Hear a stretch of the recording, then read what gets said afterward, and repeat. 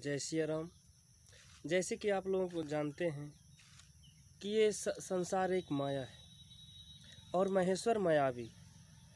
दोस्तों, हम आप लोगों को बताना चाहते हैं कि संसार में जो भी आया है उसको एक न एक दिन जाना ही। जगत एक माया और महेश्वर मायावी। सकल पदार्थ है जगमाही, कर्महीन नर पावत नाही।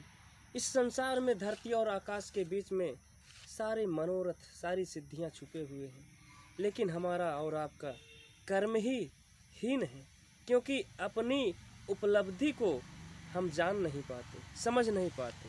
हमें जैसे ये कोई चिंता का विषय नहीं है दोस्तों। इस तरह का विषय है कि हनुमान जी को भी किसी कारणवश, किसी श्रापवश अपनी शक्ति का ज्ञान नहीं था। उनको ये आभास नहीं था कि मैं इतना बलवाला हूँ। जिस तरह से एक मदमस्त हाथी, उसको ये पता नहीं होता कि मेरी शरीर इतनी विशालकाय, मैं इतना बलवान। क्यों? क्योंकि उसके कान से उसकी शरीर का सारा ढांचा ढका होता है, तुपा होता है। तो मित्रों, आज की इस दुनिया में हमें जानने की ज़रूरत है कि हमें करना क्या चाहिए और क्या नहीं करना चाहिए। तो दोस्तों, रावण ने भी हमें बताया है कि हमें क्या करना चाहिए और क्या नहीं करना चाहिए। जब रावण की अंतिम गति, अंतिम सांस होने को आई, जब राम जी ने अपने बाणों से उसके नाभि के अमृत कुंड को सुखा दिया और वो धरती पर लहूलुहान होकर गिर पड़ा, तो राम जी ने लक्ष्मण जी से कहा कि लक्ष्मण, तुम रावण के पास जाओ। और रावण बहुत ज्ञान वाला है, बहुत बुद्धि वाला है, वेद शास्त्र का ज्ञाता है, सभी सिद्धियां उसको ज्ञान है। आप जाओ और रावण से कुछ विद्या सीखो।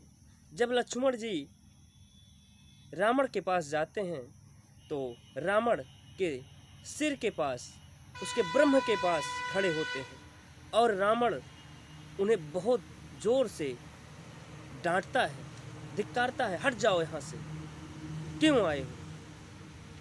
लक्ष्मण जी लज्जित होकर राम जी के पास जाते हैं और कहते हैं कि भगवान, हे भैया, उसने तो मुझे वहाँ से भगा दिया। राम जी जान गए कि वो ब्राह्मण आदमी और विद्वान है।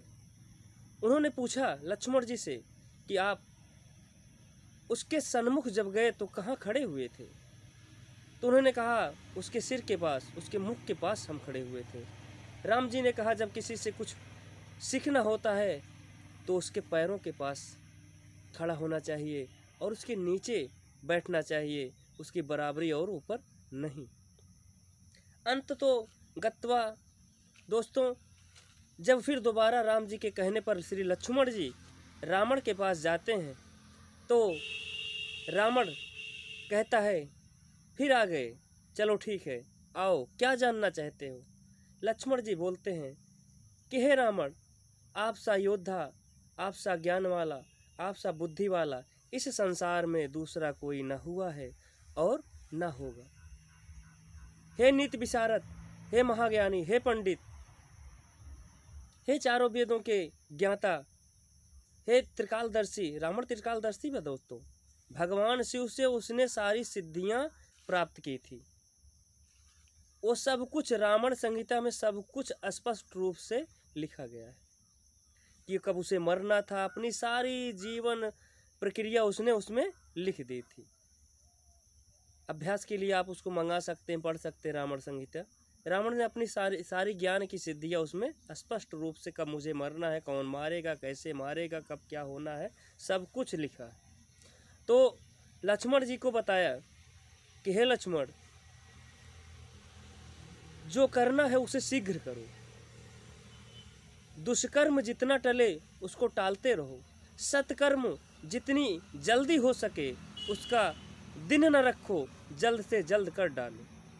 उसने कहा कि हे लक्ष्मण, मैंने भी एक दिन सोच रखा था कि लंका में है क्षीर सिंधु लाकर बसाऊंगा और एक दिन लंका से लेकर, धरती से लेकर आकाश तक जाने का मार्ग बनाऊंगा, पर आज करते करते पूरा नहीं हो सका। हे लक्ष्मण, इस तरह का वादा मत करना और सत्कर्म जितना जल्दी हो सके उतना जल्दी करना, दुष्कर्म जितना टल सके उतना टालना।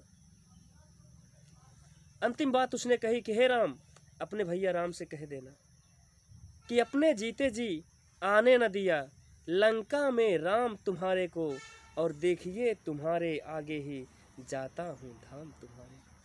हे राम जी, मेरा प्रण था कि अपने जीते जी मैं आपको लंका में नहीं आने दूंगा।